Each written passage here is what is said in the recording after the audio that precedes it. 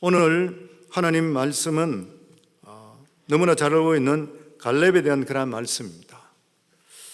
갈렙은 출애굽에서 그리고 또한 가나안 땅까지 들어갈 때에 살아남은 이스라엘 백성 중에서는 제2인자였습니다.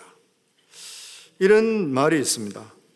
1990년대에 죽은 레오나르드 번스타인은 당대의 가장 명주의자였다고 합니다.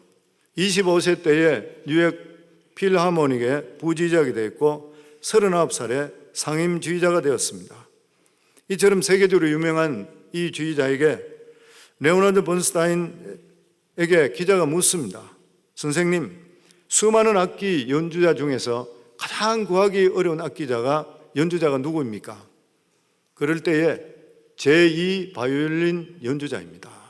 그렇게 대답했습니다. 제1 바이올린을 훌륭하게 연주하는 그러한 사람들은 얼마든지 구할 수 있는데 똑같은 열의를 가지고 제2 바이올린을 연주할 수 있는 사람은 극히 드뭅니다. 다른 악기 연주자도 마찬가지입니다. 그러면서 그가 말하기를 아무도 제2 연주자가 되기를 원하지 않는다면 이 세상에 아름다운 음악은 존재할 수 없습니다. 그렇게 이야기했습니다. 오늘 본문의 말씀은 오케스트라의 제2인자와 같은 갈렙이 제1인자인 여호수아를 잘 순종하고 보좌하고 그리고 나서 이 하나님의 약속하신 약속의 산지를 얻는 그러한 내용, 우리가 너무나 잘 알고 있는 이 산지를 주소서 찬양까지 있는 너무나 잘 아는 그러한 내용입니다. 결과적으로 갈렙은 믿음과 순종으로 제1인자 여호수아보다 2인자로서 하나님의 훨씬 더 축복을 많이 받았습니다. 이스라엘 자손 중에서 가장 넓은 땅 그리고 자손의 축복을 받고 유다 자손 중에 다윗 왕이 태어나게 되고 그 혈통을 통해서 인류를 구원하는 메시아가 태어났습니다. 오늘 본문은 이스라엘 백성이 각 지파별로 이 가나안 땅을 분배하는 과정에서 85세 된 늙은 갈렙이 여호수아를 찾아와서 한 그러한 이야기입니다. 가나안 정복이 시작된 지 5년이 지나서 85세 된 이 갈렙이 여호수아를 찾아왔습니다. 여호수아를 찾아갔던 그러한 이유가 뭐냐면 45년 전에 옛날에 하나님께서 자기에게 주시겠다는 약속하셨던 땅을 차지할 수 있도록 헤브론과 전쟁을 허락해 달라는 그러한 내용이었습니다. 많은 이스라엘 백성들이 가나안 정복에 대한 열정이 식어있던 상태, 이미 5년 동안 지나면서 열정이 많이 식었습니다. 더더욱이나 헤브론 산지는 거인 아낙 자손이 살고 있는 그러한 곳이었고 험한 고지였었습니다. 누구든지 엄두를 내지 못하던 그러한 험지였습니다. 그런데 85세 된 갈렙이 여호수아를 찾아와서 45년 전에 하나님께 약속하셨던 그것을 차지하기 위해서 전쟁에 나갈 수 있도록 요청하는 것, 이것은 85세 된 사람으로서는 대단한 믿음과 용기인 것입니다. 그래서 저는 몇 가지 오늘 이 갈렙을 통해서 우리 성도님께 말씀드리고 도전 주기를 원합니다. 첫 번째는 이 갈렙은 한 가지 목표에 대해서 흔들림이 없던 그러한 사람입니다. 6절에 보면 그때 유다 자손이 길갈에 있는 여호수아에게 나오고 그니스 사람 여분네 아들 갈렙이 여호수아에게 말하되 여호와께서 가데스 바네아에서 나와 당신에 대하여 하나님의 사람 모세에게 이르신 일을 당신이 아시는 바라. 갈렙이 여호수아를 찾아가서 자기에게 달라고 요구한 산지는 과거에 젊었을 때 정탐했던 나이 40세에 정탐했던 그러한 곳입니다. 그때 하나님께서 이스라엘 백성들에게 이 땅을 발로 밟는 그 땅 모두 다는 그와 그 자손들에게 주시겠다 이래 약속을 했습니다. 그 당시에 갈렙이 밟았던 땅이 바로 헤브론 산지입니다. 그 성은 견고했고 그곳에 거주하는 족속은 사납고 거인인 아낙 자손이었습니다. 그러나 그는 다른 족속들은 거저준다 해도 싫어할 그 땅인데도 불구하고 그는 45년 전에 하나님께 약속하셨고 그리고 이 산지는 자기 평생에 이루어야 되겠다는 목표였기 때문에 85세가 되어서 그것을 허락해 달라고 찾아갔던 것입니다. 이것을 볼 때에 한 가지 목표를 두고 오랫동안 참고 하나님이 이루어질 것을 믿는 이 갈렙의 믿음이 대단한 것이죠. 그래서 9절 말씀에 보면 하나님께서는 갈렙은 하나님 여호와를 온전히 쫓았다 그랬습니다. 온전히 순종했다는 것이요. 갈렙이 어떤 사람입니까? 갈렙은 인생이 역전됐던 그런 사람입니다. 갈렙은 이스라엘 민족이 아니었었습니다. 민수기 32장 12절 그리고 여호수아 14장 6절 14절 보면은 그나스 사람 여분의 아들 갈렙이라 되어 있습니다. 그나스는 에스의 아들인 엘리바스의 5번째 아들로서 일찍부터 팔레스타인 주변에 거주하며 에덴 족속의 하나로 성장했습니다. 그 에스의 자손인 것이죠. 그렇기 때문에 그는 이방인인 것이죠. 이방 족속입니다. 그런데 그는 유다 족속, 유다 지파 74,600명을 대표하는 정탐꾼으로 뽑혔습니다. 그래서 신학자들이 이야기하기를 갈렙의 가계의 뿌리는 과거의 전쟁을 통해서 포로로 잡혀왔을 것이라, 그리고 이방인으로서 출애굽할 때에 같이 합류해서 놓았는 무리일 것이라 그렇게 이야기합니다. 이방인인데도 불구하고 이스라엘 족속 중에서 민족 중에 가장 강력했던 유다 지파의 정탐꾼이 되고 그리고 두령이 되었는 것, 이것은 바로 갈렙이 믿음을 통해서 이렇게 되었던 것이에요. 믿음의 선진들의 특징이 뭐냐면은 믿음으로 인생을 역전시켰습니다. 믿음은 눈에 보이지 않는 것이에요. 어떤 사람은 하나님을 보여달라 그렇게 이야기합니다. 그러면 믿겠다는 것이죠. 옛날에 저도 그랬습니다. 그러나 하나님은 영이시기 때문에 우리가 볼 수가 없는 것이요. 더욱이나 하나님께서 이해되고 설명된다면 더 이상 하나님이 아닐 것입니다. 믿음은 절대로 우리가 이해될 수 없는 것이요. 내가 실제적으로 하나님을 체험할 수 있어야 되지, 믿음은 이해해서 믿을 수가 있는 것이 결코 아닌 것이요. 그래서 성경은 로마서 1장 17절에 보면 믿음은 믿음으로 말미암아 이르는다 그랬습니다. 이해를 통해 이르는 것이 아니라 믿음을 통해 이르는다는 것이에요. 이게 바로 신앙의 원리인 것입니다. 저는 저희 아내를 따라서 교회를 다녔는데 우리 어머님은 불교를 믿으시고 저도 어머니 따라서 절에 다니고 그랬습니다. 어릴 때에. 그런데 제가 아내를 11년 동안 따라다니면서 결혼해달라고 해서 14살에 한국 나이 15살에 만나서, 제가 조숙해서 만난 것이 아니라 15살에 저희 아내가 우리 때만 하더라도 그 고등학교 때는 시험을 쳐야지 고등학교에 들어갈 수 있었습니다. 그런데 저희 아내가 1차 시험에 떨어져 버렸습니다. 저희 아내가 수학을 잘 진짜 못해요. 저는 수학을 참 잘해요, 보면. 그래서 저희 아내의 사촌 오빠가 저에게 그때 2차 시험 치는 것이 한 달 후에 2차 시험을 치게 되어 있었습니다. 한 달 정도 남았으니까 저에게 와서 자기가 사촌 오빠로서 동생을 가르치니까 둘이가 자꾸 싸우고 듣지를 안 하고 문제가 있으니까 내가 수학을 잘하니까 나보고 자기 동생을 좀 가르쳐 달라 그래요. 그래서 제가 저희 아내를 찾아가서 만났습니다. 그때만 하더라도 지금과 완전히 틀리게 조그만하고 빼빼 마르고 이래 별로 그렇게 없었어요. 제가 한 달 동안 제가 가르쳤습니다. 가르쳤는데 다행히 저희 아내가 2차 시험에 됐어요. 그러고 나서 전혀 관심도 없고 헤어졌던 거예요. 근데 한 6개월 정도 지났다가 길을 지나다가 우연히 다시 만났습니다. 근데 저희 아내가 학교 스트레스를 벗어나 버리고 이러니까 키가 6개월 만에 엄청 커버리고 얼굴도 좋아지고 옷도 입고 이렇게 했는데 아주 이쁜 얼굴로 바뀌어 버렸어요. 그래서 제가 자꾸 찾아가게 되고 이렇게 만나다가 저희 아내가 18살 됐을 때에 제가 저희 아내 보고 26살 되면 내가 너하고 결혼하겠다 그렇게 이야기했습니다. 그러니까 그때부터 저희 아내가 도망치기 시작하는 거예요. 왜냐하면 18살 때인데 결혼하자 그러니까. 그래서 제가 만나고 나서 결혼했는 것이, 쫓아다니면서 결혼했는 게 11년 걸렸습니다. 저는 인생을 저희 아내한테 많이 투자했는 것 같아요. 근데 이래 되니까 누가 제일 화를 내시냐? 우리 어머니요. 우리 어머님은 우리 아버님보다도 저를 더, 원래 그렇겠지만 사랑하시는 거예요. 아들의 목을 메고 있는데 이 아들은 다른 여자한테 목을 메고 있으니까. 그래서 저희들이 결혼을 했는데도 불구하고 우리 어머님은 무조건 저희 아내를 싫어하는 거예요.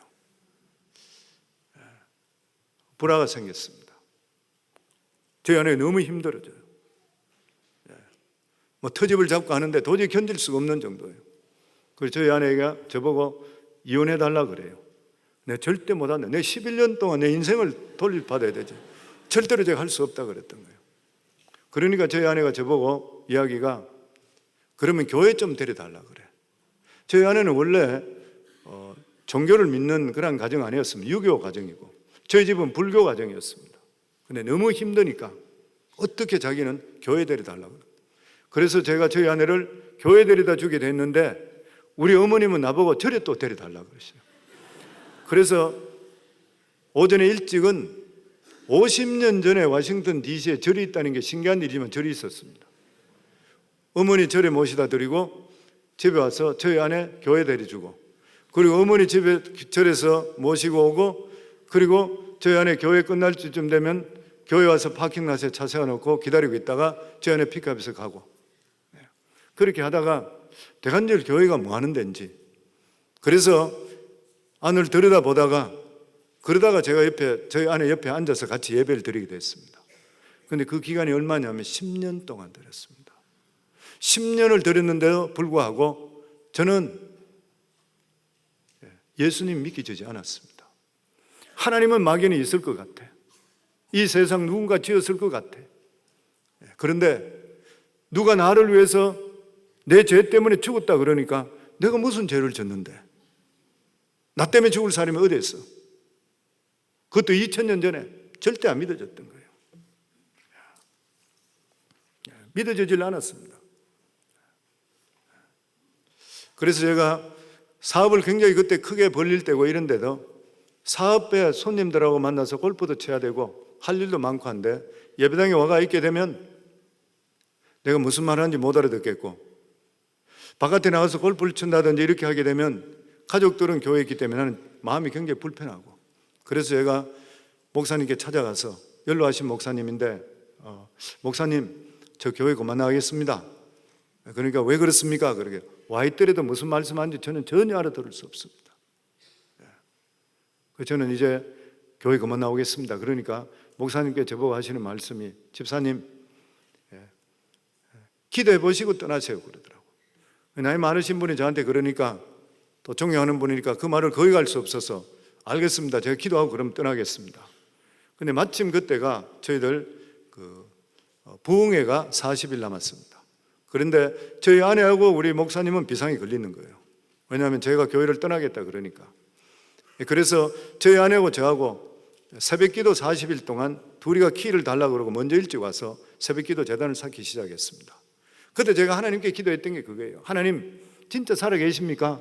그럼 보여주세요. 하나님이 살아계신 표적을 보여주시면 제가 예수 믿겠습니다. 아니면은 저는 교회를 떠나겠습니다. 40일 동안 제가 기도했어요. 근데 전혀 저한테 아무것도 없었어요. 근데 40일 날 마지막 날 부흥회 날인데 주일날 아침이었습니다. 부흥 강사님이 오셔서 부흥회를 주일날 마지막으로 새벽기도 오늘이 마지막 새벽기도입니다. 그러면서 안수 받을 분들은 앞으로 올라오세요. 한 5, 60명 정도가 강대상 위로 올라갔습니다. 엎드렸던 거예요. 그러니까 목사님께서 엎드리는 분들 머리를 탁탁 쳐면서 오시는 거예요. 왜냐하면 강사 목사님이 성도들 얼굴도 모르고 다 모르잖아요. 그냥. 그러니까 무슨 기도 제목인가 묻는 것도 아니고 머리만 탁탁탁탁 치고 오는 거예요. 저 머리에 손이 이리 올 때에 난 하나님께 그렇게 기도했습니다. 하나님, 방언기도 하면 하나님 계실 것 같네요. 사람들이 방언기도 하대요. 그 저도 방언이 터지면 좋겠어요. 근데 저한테 손에 와가지고 내 머리에 탁 쳐는 순간에 방언이 아니라 하늘문이에요. 저는 계시록에 나와 있는 그 하늘문이 진짜로 있는 거 그때 봤습니다. 하늘문이 확 열리면서 위에부터 그 문에서 제가 떨어지는 게 바깥으로. 제가 소리를 지르면서 저를 살려달라고 소리를 지르는 거예요. 나는 이제는 끝나는구나. 소리를 확 지르고 있는데 옆에서 소리가 두 번 음성이 딱 들려요. 예수가 너를 위해 죽었다. 예수가 너를 위해 죽었다. 이 두 번 음성이 제 인생을 180도로 바꿔놔 버렸습니다. 저는 예수 부인의 죄가 그렇게 죄인지 몰랐어요. 그때부터는 성경을 읽는데, 예전엔 성경만 보면 잠이 왔는데 성경을 읽게 되는데 모르는 구절은 꼭 신내린 사람식으로 옆에서 설명을 해줘. 누가 밤에 잠을 못 자겠어요. 계속 성경을 보고 저희 안에 자고 있는데 깨워서 하나님께서 오늘 이 말씀 우리한테 주는 말씀이다. 계속적으로. 그리고 믿음 안에 정말 내가 살아야 되겠다 생각하고 믿음 안에 살면서 기도했는데, 그런 기도를 할 때 기도들이 응답될 뿐만 아니라 저는 평신도 때에 굉장히 큰 강력한 심리 역사들이 나타났습니다. 왜냐하면 성경 말씀에 보면은 믿음으로 기도하는 것은 이루어진다 그랬으니까 하나님이 병든 자 치유되게 해주소서 그러면서 일반 집사가 기도하는데 사람들이 벌떡벌떡 일어나는 것이에요. 놀라운 일들이 벌어져. 그래서 저는 우리 교회에서 성도님들께 설교나 훈련시키고 그런 이야기합니다. 목회자가 기도해가지고 병치가 꼭 되는 그런 법이 아니다. 누구든지 믿음으로 기도할 때 하나님의 역사가 임하게 되어 있는 것이야. 내가 옛날에 목자로 있을 때, 셀 리더로 있을 때에 관절염 걸린 사람, 그리고 또한 몇십 년 동안 알러지로 눈을 못 쓰던 사람, 그리고 또 뿐만 아니라 당뇨로 인해서 눈이 멀었는 사람이 기도하는데 빛이 돌아서 뜨고 온갖 일들이 다 일어나는 거예요. 사랑하는 성도님, 하나님은 살아계시고 오늘 이 자리에 와 계시는 걸 믿으시면 아멘 하시기 바랍니다. 그리고 제 인생이 완전히 바뀌어 버렸습니다. 저는 회계법인을 하고 그리고 또한 그 관계되는 여러 가지 사업체를 5개나 했습니다. 그리고 그 당시에 저는 회계사로 법인을 가지고 있고 딴 걸 했기 때문에 제 인컴이 미국의 퍼센테이지로 따질 때 탑 5% 안에 들어갔습니다. 50만 불 이상씩 벌었습니다. 지금부터 35년 정도 전에. 그런데 하나님께 그러면서 저를 나이가 아주 젊은데 교회 건축위원장으로 시켜줬어요. 건축위원장이 돼서 기도원에 올라가서 제가 하나님께 건축 잘할 수 있게 해달라고, 이 프로젝트 큰 것을 제가 어떻게 감당합니까? 그러면서 기도하는데, 그 기도한다고 밤을 새면서 기도하고 있는데 갑자기 저에게 예수가 너를 위해 죽었다는 그 음성이 다시 들리는 것이 뭐냐면 내 양을 쳐라, 내 양을 쳐라. 요한복음 21장에 나오는 베드로에게 말씀하셨던 그 말씀이 들리는 거예요.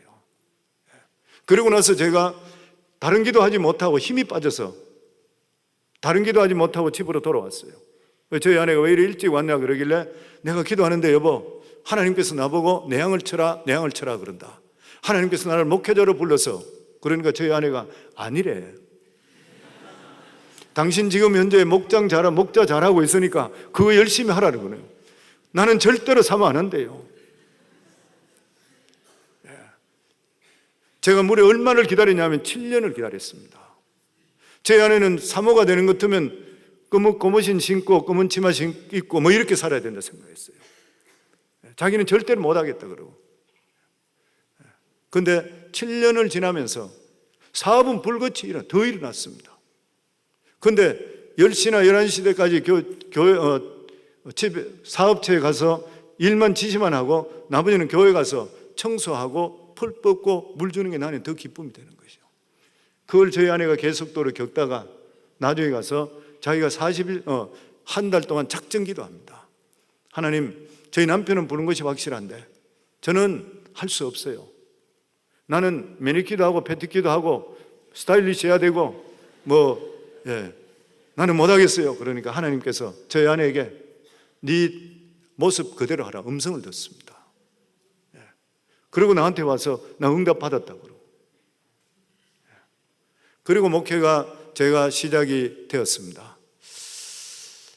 하나님께서 하셨던 그러한 일들, 하나님을 체험했던 여러 가지 일들, 이런 것들은 제가 말로서 다 표현할 수가 없는 일인 것이죠.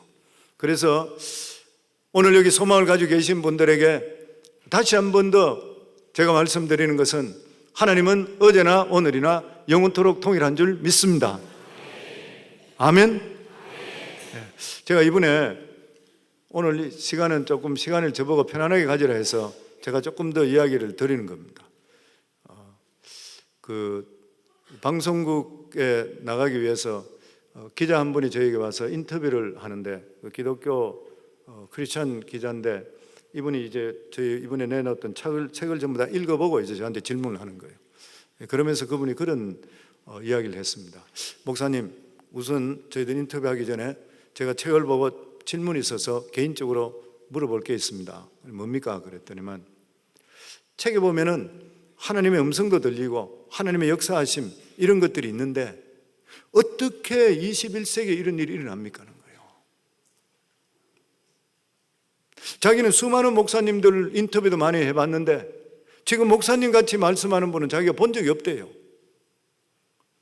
그래서 내가 목사님이 그런 이야기를 안 묻고 안 해서 그런 것이지 자기는 도저히 이해가 안 된대요.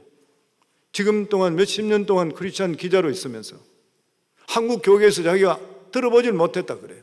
그래서 제가 그래 물었습니다. 그 기자님, 예수 확실히 믿어요? 당신은 확실히 구원받았습니까? 그 자기 구원받았다 그래요. 어떻게 구원받았습니까? 예수님 십자가에 못 박혀 죽으신 것을 자기 죄를 위해 죽었다는 것을 믿는데요. 확실히 구원받은 것이잖아요. 그런데 제가 물었습니다. 당신 지금 2000년 전에 예수님께 십자가에 못 박혀 죽은 것을 내 죄 때문에 죽었다는 것이 그것이 상식적으로 맞는 말이에요? 안 맞는 말이에요? 2000년 전에 십자가에 죽으신 예수님이 내 죄 때문에 죽었다 그러면 2000년 전에 계신 그 예수님을 믿는 그 믿음에 예수님의 역사하심이 왜 지금은 안 일어난다 생각하느냐는 거예요. 왜냐하면 하나님은 어제나 오늘이나 영원토록 동일하시다 그랬어요. 2000년의 역사하시다면 오늘도 일어나야 되는 것이에요. 아까도 말씀드렸듯이 우리 권사님 한번 병원에서는 가망 없다 하시는 분 일어났잖아요. 폐암 사기로서 완전히 끝났다 하는 그런 분도 저희가 기도했을 때에 기도 끝나고 나서 밤에 흰 옷 입은 사람이 옆에 서서 자기 폐암 손을 자기 몸에 집어넣더니만 뭘 뜯어내더래요. 뜯어내더래요. 2주밖에 못 사는 사람 뜯어내고 나서 멀쩡하게 살아가 우리 교회 집사님이 됐어요. 하나님께서는 오늘도 역사하시는 줄을 믿습니다. 제가 이런 간증 이야기하면 시간이 너무 걸릴 것 같아서 저희 오늘 주는 말씀을 집중적으로 제가 말씀드리겠습니다. 갈렙은 오직 내 종 갈렙은 그 마음이 그들과 달라서 나를 온전히 쫓은 적 했습니다. 갈렙에게는 오직 믿음인 것이에요. 사도 바울은 로마서에 보면은 우리 믿는 사람들은 오직 의인은 믿음으로 말미암아 살리라. 그래서 어떤 분은 그런 이야기 했습니다. 의인이라는 게 누구예요? 예수 믿고 구원받은 하나님의 자녀잖아요. 우리 모두 다는 죄로 말미암아 영원히 죽을 수밖에 없는데 예수 그리스도의 십자가의 보혈로 우리 죄를 대신해서 십자가에 죄짐을 지고 죄를 해결하셨기 때문에 예수 그리스도를 믿음을 통해 하늘나라 법으로 볼 때 죄 있는데도 불구하고 그 죄값을 예수님이 대신 치러줬기 때문에 우리를 죄 없다고 인정해주는 칭의 의인인 것이 우리가. 그런데 이 의인은 어떻게 산다고요? 믿음으로 말미암아 산대요. 근데 오직 믿음으로 산대요. 그러니까 믿는 사람은 뭐예요? 오직 하나만 신경 써야 돼. 뭐냐면 바로 믿음이라는 거예요. 그렇기 때문에 실질적으로는 오히려 얼마나 편한지 몰라요. 만약에 의인은 이것도 하고 저것도 해야 된다 그런 것 같으면은 여러 가지 신경을 써야 되는 것이에요. 그런데 오직 믿음으로 단정적으로 확신차 이야기하는 거예요. 우리가 예수 믿고 구원받은 사람은 오직 뭐로 살아야 된다고요? 오직 믿음이요. 오직 믿음입니다. 성경은 믿음은 좋더라 말씀하지 않습니다. 믿어야만 살지 믿지 않으면 멸망하는 것이요. 왜냐하면 예수 안에만 생명이 있기 때문인 것입니다. 예수님만이 길이요 진리요 생명 되시기 때문인 것이요. 믿음이 우리를 영생을 주게 하는 것이고 믿음이 우리에게 구원의 능력이 임하기 때문인 것이요. 우리가 믿음을 가진다는 것이 얼마나 평안하고 믿음을 가진다는 것이 얼마나 어디 가더라도 우리 자신들이 담대해질 수 있고 하나님의 위로함이 함께하는지를 모르는 것이죠. 우리 수험생도 마찬가지잖아요. 믿음 가지고 하나님께 기도하게 되면은 하나님께 그렇게 기도하면 돼요. 기도할 때 하나님 아는 것은 실수하지 않게 하시고 모르는 것들은 알 수 있는 지혜를 주시고 하나님께 맡기시면 돼요. 어느 목사님이 큰 사고를 당해서 죽을 뻔한 적이 있습니다. 근데 다행히 살아났던 것이에요. 그분이 생각하기에 내가 만약 죽게 됐다면 평생 외아들 하나만 바랐던 이 어머니는 어떻게 하지? 큰일 날 뻔했네. 내 아내가 아직까지 젊은데 과부가 되어버리면 어떻게 살아갈까? 아직 어린 새 아이들이 아빠 없이 험한 세상 어떻게 살아가나? 큰일 날 뻔했구나. 하나님 감사합니다. 그때 하나님께서 그분 마음에 이렇게 말씀합니다. 얘야, 하나님인 내가 죽으면 문제지 네가 죽는 게 무슨 문제냐? 네 어머니가 나를 믿기 때문에 너 없이 힘들긴 하겠지만 못 살지는 않아. 맞는 말입니까? 틀린 말입니까? 남편 없는 여자는 다 못 산다든 힘들고 외로울 수는 있지만 남편이 너 없어도 나 믿으니까 잘 살 수 있어. 맞아요? 틀려요? 저는 나이가 들어가면 더 맞는 것 같아. 부모 없는 자식은 다 못 산다든 남 믿고 정신 차리면 다 잘 살 수 있어. 정말 그렇잖아요. 오직 의인은 믿음으로 말미암아 살리라. 우리 예수 믿는 사람은 믿음 준 게 얼마나 감사한 일인지 모르는 거예요. 성도는 믿음 갖는 건 아무나 못 갖습니다. 운수 대통 하나 못 가져요. 여러분들은 쉽게 예수 믿었으니까 잘 모를 거예요. 저 같은 사람은 예수가 안 믿어졌잖아요. 저희 아내가 교회에서 먼저 은혜 받고 와서 여보 목사님 오늘 설교하는데 예수님께서 부르실 때 베드로가 물 위를 걸었어요. 놀라운 기적적 역사 일어났어요. 그러면 제가 보고 하는 말이 무슨 소리 하고 있는 거야? 베드로가 물씬 씻고 갔지 말이 되는 이야기가 나요. 500리의 기적. 보리떡 5개와 물고기 2마리를 5,000명 먹였어. 그러면서 하나님께 이런 역사가 우리에 일어나. 그러면 제가 하는 이야기는 무슨 보리떡이 바윗돌 말하든지 뭐 그런 게 있었겠지 말도 안 되는 이야기 한다고 그랬던 거예요. 안 믿어졌던 거예요. 근데 우리 속에 믿음이 오면은 모든 것들이 다 믿어지게 되어 있는 것이잖아요. 그러니까 저는 성도님을 그렇게 이야기합니다. 예수 믿고 구원받은 것은 절대로 아무나 못 받는 거라. 믿음은 아무나 주는 것이 절대 아니라 그랬으니까. 저는 예수 믿는 데 10년 걸렸으니까. 그래서 우리가 예수 믿고 구원받은 사람은 내가 돈이 좀 부족하고 좀 여러 가지 어려운 일이 있다 하더라도 그 사람은 운수 대통인 사람이에요. 왜냐하면 영원한 천국이 기다리고 있기 때문인 것입니다. 죽으면 천국, 이 세상 살아갈 때 하나님의 손이 우리와 함께 하기 때문인 것이에요. 아멘? 그럼 믿음이란 무엇입니까? 하나님 외에 다른 것을 의지하지 않는다는 것입니다. 천지를 창조하시고 운행하시는 하나님만 믿는다는 것이에요. 그리고 이 하나님께서 우리를 택하시기 때문에 하나님께서 우리를 사랑한다는 것을 믿는 것이에요. 하나님께서 우리를 사랑하신다면 우리 삶 속에 모든 일에 하나님의 뜻이 있는 줄 믿습니다. 실패하더라도 하나님의 뜻이 있는 줄 믿습니다. 아파도 하나님의 뜻이 있는 줄을 믿습니다. 믿는 자에게는 그래요. 왜냐하면 성경 말씀에 범사에 감사하라 그랬잖아요. 범사에 감사하라 했은 말씀은 하나님이 책임질 수 있으니까 감사하라는 거잖아요. 내가 잘못된데도 감사하라 그러면은 세상적으로 안 맞는 일이잖아요. 근데 말씀이 감사하라 그러면 감사하면 누가 책임져요? 하나님 책임져요. 그래서 믿음은 실질적으로 성도님들 그냥 가지고 있는 것이 아니라 말씀대로 한번 살아보셔야 돼요. 말씀대로 살면 하나님의 역사는 반드시 일어나게 되어 있습니다. 그 말씀의 책임은 하나님 져주기 때문인 것이죠. 아멘. 그래서 믿는 자들에게는 무인한 일이 절대로 없습니다. 제가 구원받고 은혜 받고 나서 저희 아내하고 둘이가 지금도 목회를 일을 하면서 느끼는 게 뭐냐면 우리 인생에 그리고 우리가 누구를 만나든지 절대로 우연히 만난 사람이 없다. 그래서 누군가 저희 만나가 대화할 때도 하나님 오늘 이 사람을 통해 무슨 뜻이 있으신가요? 그러고 나서 그분들에게 격려하는 것이 뭐냐면 지금까지 우리 부부가 살 때에 은혜 받고 믿음 안에 들어오고 나서 사람을 만날 때도 우연히 만난 적이 한 번도 없습니다. 형제님에게 자매님에게 분명히 하나님의 선한 뜻이 임할 줄을 믿습니다. 왜냐하면 우리는 여기 있는 성도는 마찬가지입니다. 모두 다가 예수님 포도나무요 우리는 가지라 그랬습니다. 우리는 예수님께 주시는 진액으로 살게 되어 있는 거예요. 그렇다면 우리 옆에 붙어있는 격가지들도 우리가 받은 이 복을 같이 받아야 돼요. 왜 우리가 복의 사람이라 그래요? 우리를 통해서 하나님이 주시는, 기도할 때 그런 이야기 많이 하잖아요. 우리가 복의 통로가 되게 하소서, 그런 이야기 하잖아요. 복의 통로가 되게 하소서 한 말은 하나님이 주시는 이 복을 내가 전할 수 있는 그런 사람, 그리고 내 자신이 복의 사람이 되지 않고는 복의 통로가 될 수가 없는 것이죠. 근데 우리가 예수 믿고 하나님께서 우리를 택해 주는 사람들은 우리 모두 다가 예수 그리스도의 보혈의 피값을 통해 우리는 복의 사람이 되었는 것이에요. 그렇기 때문에 성도님 가는 장소들마다 우리 때문에 복이 임한다는 것을 믿으시기를 주의 이름으로 축원합니다. 직장에 가시더라도 이 직장이 나 때문에 잘 된다, 믿으시는가요? 예수 바로 믿으시면 반드시 그런 역사가 일어나게 되어 있습니다. 아멘.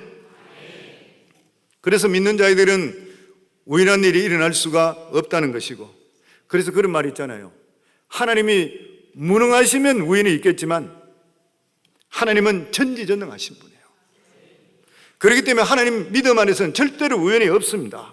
모든 것들이 필연인 것이에요. 그리고 모든 일에 대해서 하나님께서 합력의 선을 이루어주시는 하나님이십니다.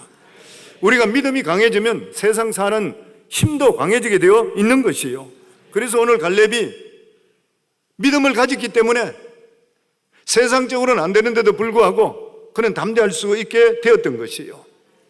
오늘날 우리들의 산지는 무엇인 것입니까? 우리 각자에게 가장 정복하기 어려운 산지 모두가 있을 것입니다. 우리 모두 다 이러한 산지를 모두 다 정복할 수가 있어야 되는 것이에요. 갈렙은 이렇게 말합니다.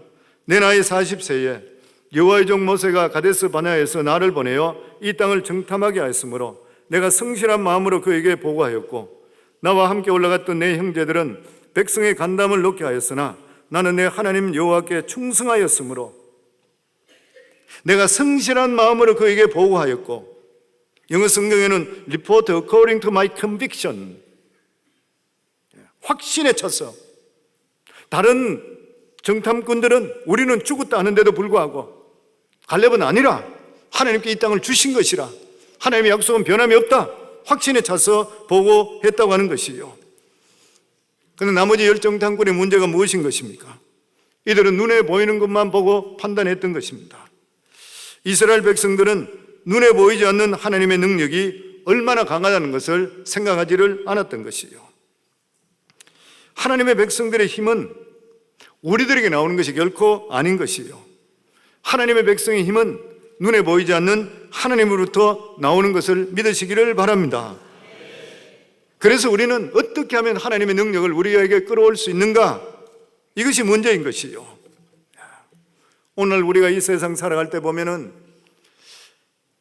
그리스도인들이 이 세상을 살아갈 때에 파고들어가지 못할 때가 너무나 많이 있습니다. 힘든 때가 너무나 많이 있어요. 사업도 진짜 예수 믿으면서 우리가 주일 성수까지 하면서 사업하려고 그러면 사업할 거 별로 없습니다. 힘든 일인 것이죠. 직장에서도 내가 믿음적으로 믿음을 지키면서 직장 생활하는 것, 더욱이나 한국 같은 데는 진짜 힘든 일인 것이에요. 세상 벽은 높은데 우리가 할 수 있는 게 아무것도 없는 것 같아요. 그때 우리들은 옛 생활로 다시 돌아가고 싶어. 다 포기하고 싶어. 믿음을 다 포기하고 싶어요, 보면. 왜냐하면 도저히 신앙률은 길이 보이지 않으니까 예수 믿기 전으로 다시 돌아가려고 하는 것이에요. 세상 사람들은 목적을 이루기 위해서 목숨을 걸고 달려듭니다. 그런데 우리들은 오늘같이 저녁에도 수험생들도 예배 나와야 되잖아요. 주일날 예배 나와야 되죠. 목장 모임에 모여야 되죠. 수요예배에 모여야 되죠. 믿음적으로 살아라 그래요. 이렇게 저렇게 다 하고 나서 세상 사람 어떻게 싸워 이게요. 그래서 예수 믿는 사람 부지런하지 못하면 예수 옳게 못 믿어요. 게으른 사람은 예수 절대 못 믿습니다. 내가 예수 믿어보이 그래요 보면은. 그렇다고 해서 우리가 세상적으로 좀 타협하고 싶고 들어가려 하더라도 하나님을 알게 될 때는 하나님이 두려워서 그렇게 하지 못해요. 이것도 하지 못하고 저것도 하지 못할 때가 너무나 많이 있는 것이에요. 혹여나 만약에 옛날 삶으로 돌아가게 될 때는 엄청난 어려움이나 후회가 오게 되어 있습니다. 성도님들, 우리가 믿음으로 살고 말씀대로 살면 우리 뒤에는 하나님이 계신 줄을 믿습니다. 저희 교회는 워싱턴 DC에 있기 때문에 한국에서 연수받으러 오는 분이 많이 있습니다. 주재원도 있고 그리고 정부 고위 공직자들도 많이 옵니다. 워싱턴 DC에 백악관이 있고 뭐 여러 가지 이렇기 때문에. 그리고 판검사들 연수받으러 많이 오고, 그래서 교회에 그런 분들이 많이 있습니다. 근데 제가 여러분들이 많이 있는데 한 분이 생각나는데, 이분은 재경부에서 국장으로 있던 그런 분입니다. 이분이 IMF에, 워싱턴 DC에 있는 IMF에 3년으로 근무하기 위해서 왔습니다. 그러면서 저희 교회에 출석했습니다. 믿음이 있으신 분이에요. 그런데 이분이 한국의 신앙생활을 오래 하시다 보면은 자기 일에 직장이 바빠서 신앙적으로 정립되지 않는 부분들이 많이 있었습니다. 저희 교회 와서 신앙이 정립되기 시작했습니다. 재경부에 있고 국장 정도 되면 그 다음에는 차관보가 있고 그 다음 차관, 장관 이렇게 된다 그러더라고요. 저는 뭐 시스템을 잘 모르는데, 그런데 다른 데 출장 갔다가 한국을 들리게 되면 뭐 선물을 사가든지 아니면 인사를 하든지 간에 자기 상사들한테 인사하고 그래 온대요. 그런데 이분이 믿음을 확실하게 갖고 나서 저희 교회 와서 자기는 사람에게 줄 서지 않고 하나님께 줄 서겠다, 딱 그 마음을 가지게 되는 거예요. 그래서 한국에 들어가고 이러더라도 자기들 뭐 차관이나 장관에 내가 인사하는 것이 아니라 그냥 주위 사람들만 인사하고 바로 그냥 돌아왔던 거예요. 그리고 도서관에 있고 아니면은 자기가 기도원에 올라가고 했던 거예요. 주위의 친구들이 장관님께서 자네 온 거 알아, 차관님도 알고 있어, 왜 이러고 있나, 가서 인사부터 먼저 해, 이러다가 자네 큰 불이익 당할 거야. 근데 그분은 그렇게 하지 않고 항상 하나님께 기도하고 그냥 믿음으로 그냥 하나님께만 서겠다 그러고 사람한테 자기 절대 줄 안 쓴다고 기도했다 그래요. 그리고 3년이 되었습니다. 3년이 됐는데 보직을 받아가 들어가야 되는데 보직이 아직 안 나오는 거예요. 그러다가 3년이 되니까 무조건 이제 들어가야 되니까 들어갔습니다. 들어가고 나서 한 5개월 정도 됐을 때인데 제가 선교지 가는 길에 여기 들리고 또 집회를 몇 군데 꼭 해달라 해서, 그래서 거기에 제가 잠깐 들린다고 해서 호텔에 있는데 이분이 제가 여기 왔는 줄 알고, 한국에 왔는 줄 알고 찾아서 호텔에 왔더라고요. 그러면 저보고 이야기해요. 목사님, 일정이 어떻게 되십니까? 그래서 서울에 몇 개 있고 그 다음에 내가 지방 쪽으로 또 가야 되고 뭐 그렇습니다. 그러니까 목사님 제 차로 모시겠습니다. 아니 며칠이 가는데 며칠이고 상관없으니 얼마든지 모시겠습니다. 그래. 그래서 제가 있다가 아니 공직자가 일은 안 하고 나서 나 따라다니면 되느냐 그러니까 걱정하지 마세요. 저는 대기 발령 상태입니다. 저는 가보니 그냥 도서실에 가 있지 제가 특별히 하는 일이 없습니다 그러더라고. 그 제가 마음이 얼마나 아파요. 집사님 그러면 어떻게 해요? 뭐 하나님 알아서 해주겠지요. 그러니까 뭐 어떻게 사람들은 봐라, 네가 그러더니만 결국 네가 옷 벗는다 뭐 옆에 이야기한대요. 그 옆에 제 사모가 옆에 앉아 있다가 집사님 걱정하지 말아요, 다 그만둬버리고 DC 와서 세탁소 하면 잘할 거예요 그냥. 그러니까 그분이 있다가 진 집사님인데 진 집사님이 이야기가 사모님 잘 부탁합니다 그러면 제가 가게 되면 잘 부탁합니다 그랬어요. 그러고 몇 개월이 지났습니다. 그리고 아마 여기 계신 분들도 옛날에 수년 전에 났던 사건인데 방사청이죠. 이 무기 구입하는 방사청 사건 터진 거 아시죠? 줄줄이 비리로 잡혀 들어갔을 때입니다. 대단했었죠 그때. 장군들부터 해서 많은 사람들이 잡혀 들어간 방사청이 완전히 뒤집어졌죠. 그런데 그렇게 뒤집고 나니까 사람을 세워야 되잖아요. 방사청장은 대통령 임명의 장관급이니까. 그런데 부청장은 실제적으로 그것을 움직여야 되는 사람입니다. 행정력이 있어야 되고 경제력이 있어야 돼. 경제적으로 잘 알아야 되고 그리고 청빈하고 누구든지 간에 믿을 수 있는 사람이라. 이런 사람을 뽑다 보니까 대기 발령 있는 이 사람을 뽑아냈는 거예요. 하루아침에 방사청 부청장이 되어버렸어요. 그러니까 주위 사람들이 뭐라고 이야기하냐면은 당신 백 대관절 누구냐? 이 사람이 하느님이 내 백이라 그래요. 멋지잖아요 성도님들. 우리가 믿음으로 살 때도 하나님 말씀대로 사시면 누가 책임진다고요? 하나님 말씀 책임져요. 어려움이 있을 수 있습니다. 근데 그 어려움을 통과하면서 하나님께서는 반드시 하나님의 역사는 임하게 되어 있는 일인 것이죠. 아멘.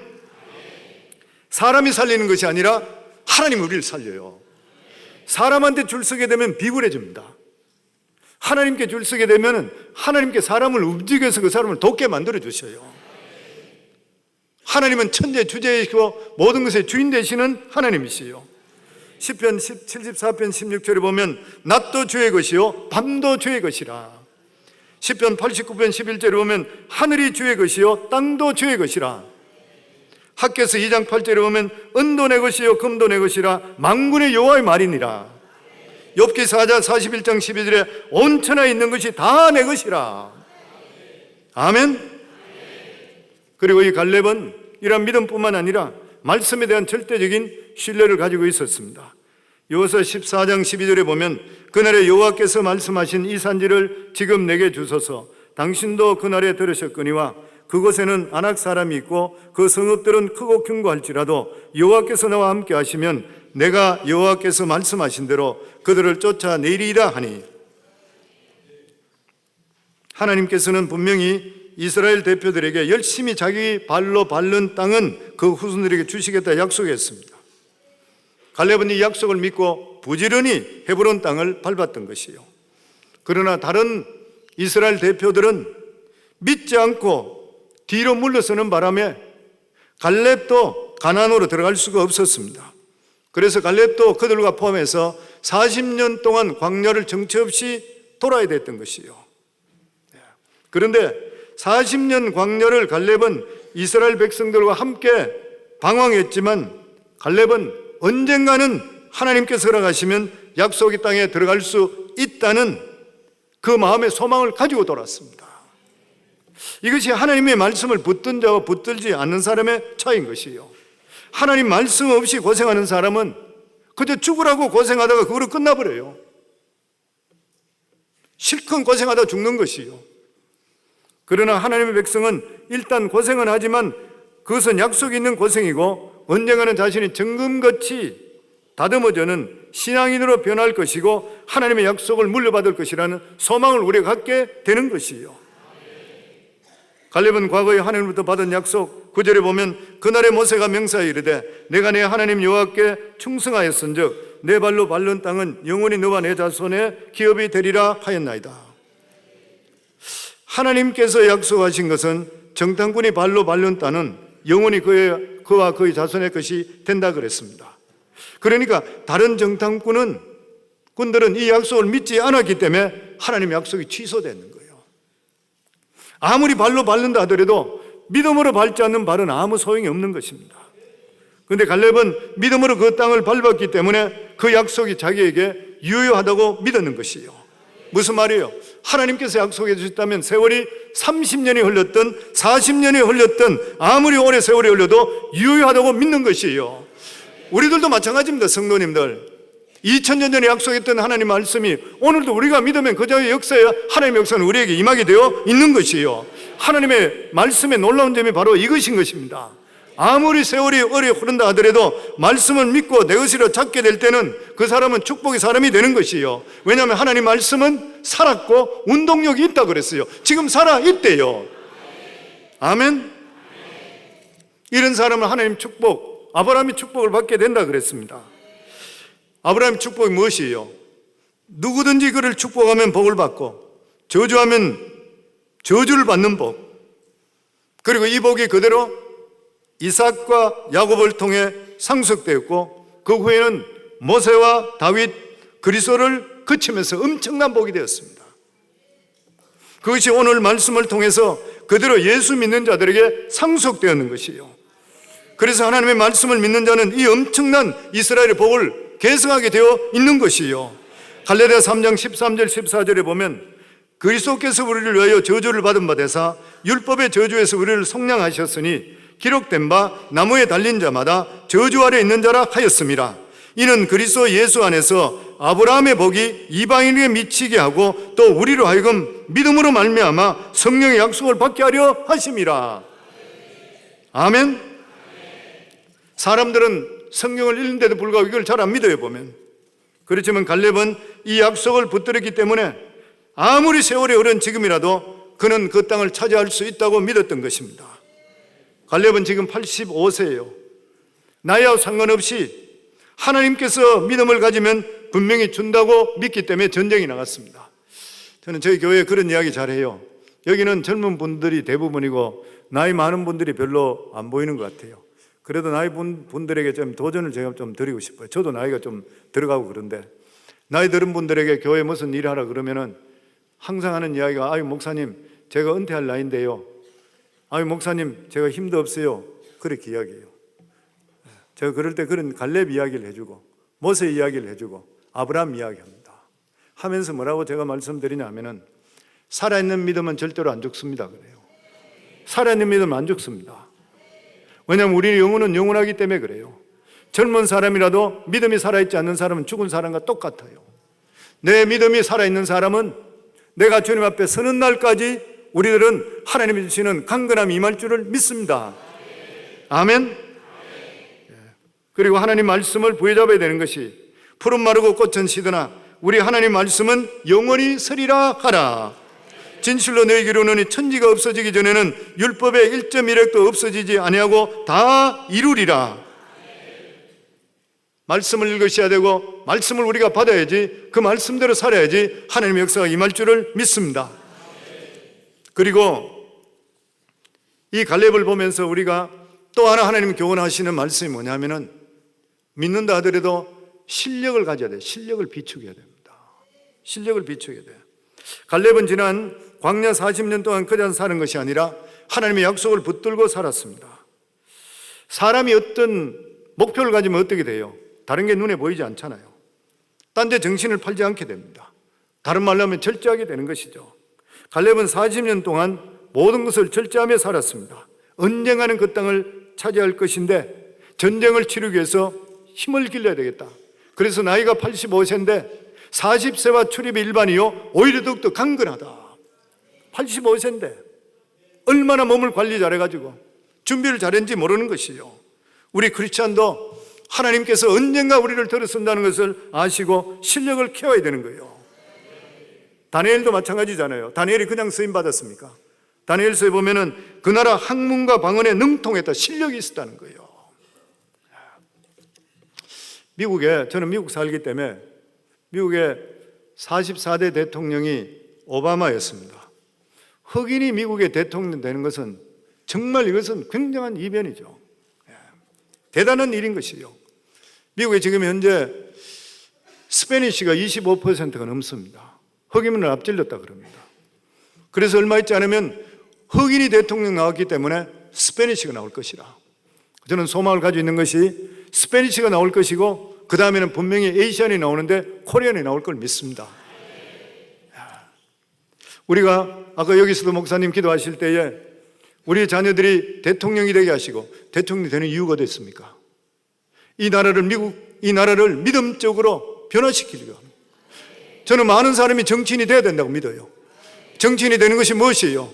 정치를 통해 하나님께 영광 돌리기 위해서 정치인이 되어야 한다고 믿는 것이에요. 이 바락 오바마가 흑인이 대통령이 되었을 때에 흑인들이 펑펑 울었습니다. TV에 나와. 노예 140년 만에 대통령이 나왔습니다. 그런데 이 오바마가 그냥 대통령 된 거 아니죠. 오바마는 어렸을 때 부모님이 이혼하고 재혼하는 가정에 방황하고 많이 했습니다. 그런데 필요한 사람이 되라는 아버지의 말씀에 정신을 차리게 되고 열심히 공부해서 명문대 콜롬비아도 가고 그리고 또한 하버드에서 하버드 법대를 나왔습니다.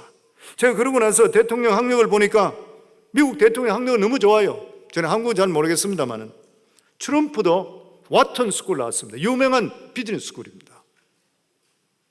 조지 부스는 하버드, 예일 로우 스쿨 나왔습니다. 빌 클린턴, 조지타운, 그리고 예일 로우 스쿨. 그 아버지도 부시 아버지도 예일 대학 나왔어요. 미국은 한편으로는 귀의 나라입니다. 누구든지 열심히 노력하면은 귀의 나라예요. 정말 한순간에 변화되는 것이죠. 최고의 자리에 오를 수 있어요. 그런데 다른 한편으로 보면은 최상의 자리는 학벌주의입니다.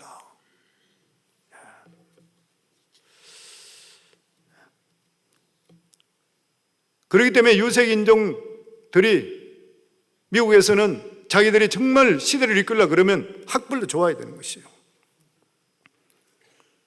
저는 우리 교회 자녀들에게 그렇게 이야기합니다. 이 시대를 이끌어가는 위대한 인물이 되기 위해서 실력도 있어야 된다. 실력이 있어야 된다. 공부 왜 시키는 거예요? 변호사 되고 의사 되고 판사 되고 그거로 끝입니까? 그냥 공부 잘해서 대기업 들어가고 이거로 끝입니까? 부모님들이 자녀들 수능시험 위해서 기도하는데 아이들 위해서 너 수능시험 잘 쳐라. 그러고 나서 so what? 그 다음에 뭐예요? 네가 이것을 하고 나서 그 다음 어떻게 할 것이냐? 일반 사람과 똑같이 그냥 대기업 들어가고 판검사 되고 의사 되고 잘 살고 좋은 집 살고 그게 끝이란 말인 거예요. 미국도 똑같습니다. 그게 아메리칸 드림이라고 그러죠. 수많은 사람들이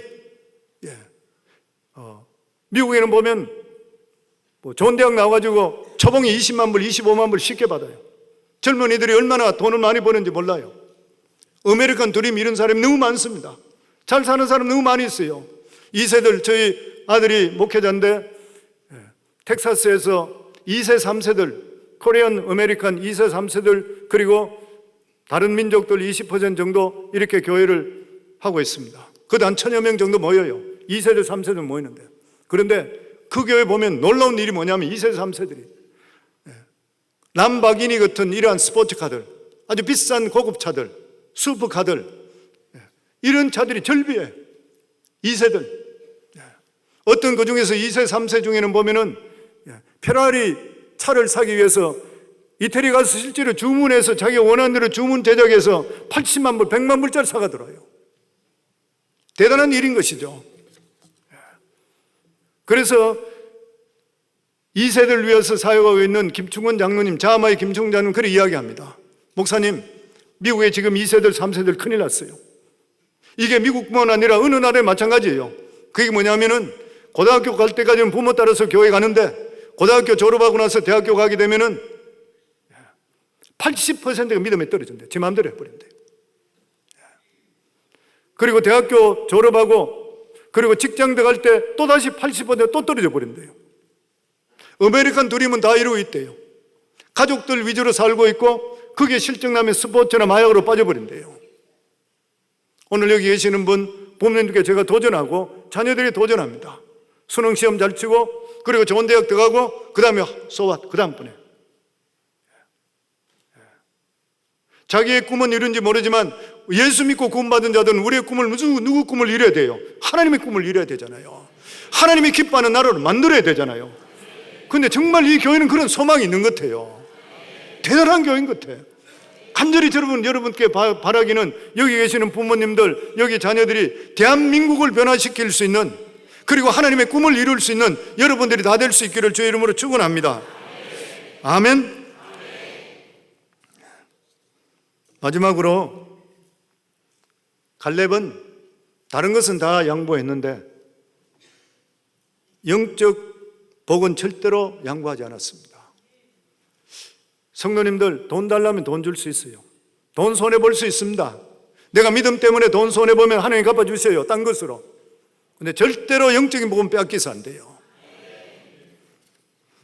갈렙은 무려 45년을 기다리는 때가 되며 여호수아를 찾아가서 이 산지를 달라고 요구합니다. 12절에 보면 그날에 여호와께서 말씀하신 이 산지를 지금 내게 주소서. 당신도 그날에 들으셨거니와 그곳에는 아낙 사람이 있고 그 성읍들은 크고 견고할지라도 여호와께서 나와 함께 하시면 내가 여호와께서 말씀하신 대로 그들을 쫓아내리이다.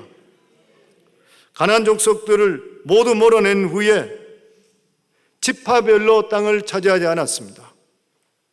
하나님께서 가나안의 주력 부대만 파괴시키고 나머지는 자기들이 쳐서 땅을 차지하게 했습니다. 그런데 대부분의 이스라엘 백성들은 가나안 사람들과 맞붙어 싸우기를 두려워했습니다. 지금 이스라엘의 12지파 중에 찾을 수 없는 지파가 단 지파라 그러죠. 단 지파는 블레셋 쪽 땅이었습니다.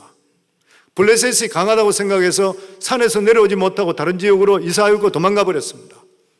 그 이사 갔는 단이라는 그 북쪽 지역에서 그들은 잘 살았지만 후손들이 없어져 버리고 지금 찾을 수가 없다 그래요.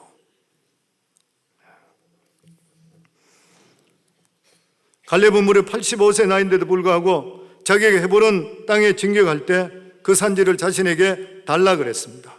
그렇게 할 수 있는 이유가 어디 있는 것이요? 첫 번째가 하나님께서 그에게 주시겠다고 약속하셨기 때문인 것이요. 발로 밟는 땅은 너에게 주겠다. 두 번째가 출애굽 광야를 거쳐 살아남은 자는 장년 중에서는 오직 여호수아와 갈렙밖에 없었습니다. 이들은 정탐꾼 동지인 것이요. 그런데 여호수아는 가장 작은 베냐민 지파의 대표인데도 그가 영적인 1인자였었습니다. 갈렙은 가장 강한 유다 지파인데도 불구하고 그는 2인자였습니다. 그럼에도 불구하고 그는 정말 여호수아에게 충성했습니다. 갈렙은 지위나 명예나 육적인 것은 양보했지만 영적인 것은 결코 양보하지를 않았습니다. 갈렙은 왜 그 험한 산지를 달라고 그랬을까요? 어디 서려고 달라고 했을까요?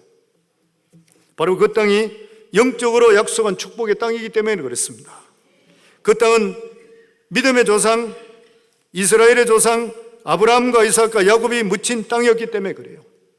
그것은 비록 험한 땅이었지만 약속의 땅입니다. 헤브론 산지는 그 옛날 아브라함이 살던 곳이었었고, 아브라함은 평생 이것저것 옮겨 다니고 한평생 자기 땅을 소유한 적이 없었습니다. 그런데 그 나그의 삶의 중심지가 바로 헤브론이었습니다.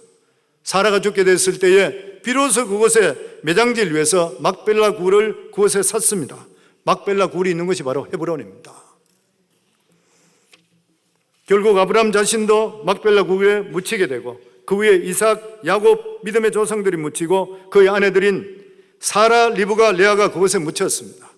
그러니 헤브론 산지는 믿음의 조상의 설 땅이고 살던 땅이고 그들이 묻혔던 땅, 바로 이 땅을 자기가 정복하게 될 때는 믿음의 하나님이 주시는 이스라엘 복이 거기에 임하는 것이에요. 갈렙은 야곱과 같다고 생각합니다. 그는 2인자였었지만 얼마든지 딴 거는 양보할 수 있지만 영적인 축복은 결코 양보하지 않았습니다. 왜 그런 것이에요? 영적인 축복을 보는 자가 세상을 지배하게 되어 있습니다. 영적인 축복을 맥을 잡는 사람이 세상의 주도권을 잡게 되어 있는 것이에요. 이게 하나님의 법칙인 것입니다. 결과적으로 나중에 헤브론 산지를 공격할 때 갈렙은 가장 먼저 이상을 뺏는 자에게 자기 딸 악사를 준다 그랬을 때 그 조카 엘리엇이 결과적으로 그것을 취하게 되고 헤브론 산지를 취하게 되고, 그리고 나서 여호수아가 죽고 나서부터 여호수아 대는 끝나버리고 갈렙의 대가 시작되기 시작합니다. 첫 번째 사사가 갈렙을 통해서 그의 사위인 온니엘이 첫 번째 사사가 되는 것이요.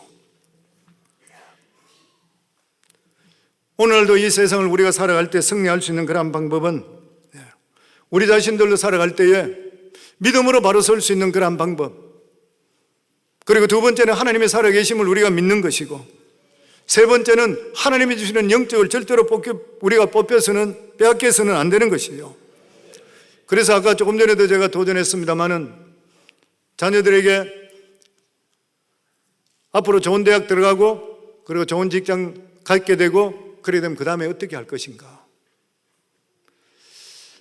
제가 한 가지 저희 교회 이야기하고 말씀을 맺겠습니다. 우리 교회에 청년 하나가 아주 신실한 믿음의 청년이에요. 대학을 졸업하면서 저한테 찾아와서 목사님, 저에게 자업을 높아가 하는 데가 많이 있는데 그중에 봉급을 가장 많이 주는 데가 구글입니다. 그리고 딴 게 하나 자기가 마음이 좀 가는 데가 있는데 그것이 어디냐면 페더럴 리저브입니다. 지금으로 이야기하면 연방준비은행입니다. 그런데 마음이 연방준비은행에 주는 페이롤보다 지금 여기 구글이 2배 이상이 더 페이가 높은 거예요.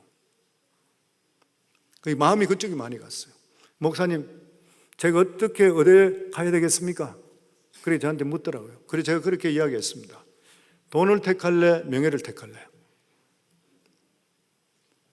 너 돈 많이 벌어가지고 뭐 하겠나? 돈만 많이 벌고 잘 사는 거로 뭐 하겠나? 나는 네가 페더럴 리저브에 갔으면 좋겠다. 그리고 세계 대통령, 페더럴 리저브, 연방준비은행장이 세계의 경제 대통령이라고 그러잖아요. 그 사람 말 한마디 하게 되면 주식이 올라갔다 떨어졌다가 전체가 움직이잖아요, 보면. 나는 이거 언젠가는 연방준비은행장이 됐으면 좋겠다. 페더럴 리저브 체어맨이 됐으면 좋겠다. 네가 만약에 되지 못하더라도 길을 닦아놓기를 나는 원한다. 그래서 다음 세대들이, 다음 후배들이 따라갔으면 좋겠다. 근데 정말 그 친구가 그 말을 듣고 나서 페더럴 리저브 연방준비은행으로 들어갔습니다. 그리고 워싱턴에 조금 있다가 시카고 페더럴 리저브로 발령나서 그곳에 8년 동안 있습니다. 떠날 때 제가 그렇게 축복기도 했다고 그래요. 나중에 이야기하는데 들어보니까 네가 가더라도 내가 이제 은퇴하더라도 너는 우리 교회 다시 돌아서 헌신해라 그랬대요. 워싱턴에 오게 되면. 근데 정확하게 8년 만에 다시 워싱턴에 있는 페더럴 리저브 연방준비은행 본부에 발령이 나 들어왔습니다. 우리 교회 다시 예배 드립니다. 근데 이 친구가 지금 어떤 주의냐면은 지금 현재 페더럴 리저브 체어맨은 제롬 포웰에 일주일에 한 번씩 독대하면서 데이터를 제공해주고 그리고 인포메이션을 주면서 대화 나누는 아주 중요한 위치에 들어가 있습니다. 제가 그 친구 지금도 제가 그렇게 기도해요. 축복기도 하는 것이요. 언젠가 네가 페더럴 리저브 체어맨이 되라. 한국인으로서 네가 세계적으로 영향력을 끼치라. 지금까지 페더럴 리저브는 대부분에 보면 유대인들이 다 차지했어요. 너는 한국인으로서 해봐라. 그리고 정말 하나님 그 나머지 되지 않는다 하더라도 네가 그 길을 닦는다는 것이 얼마나 중요한지 모른다 그랬어요. 그래서 저희 교회에서는 여기도 아까 그런 이야기 하는데 아마 그 비전이 너무 비슷한 것 같아요. 저희 교회에서는 성도들이 복창하게 합니다.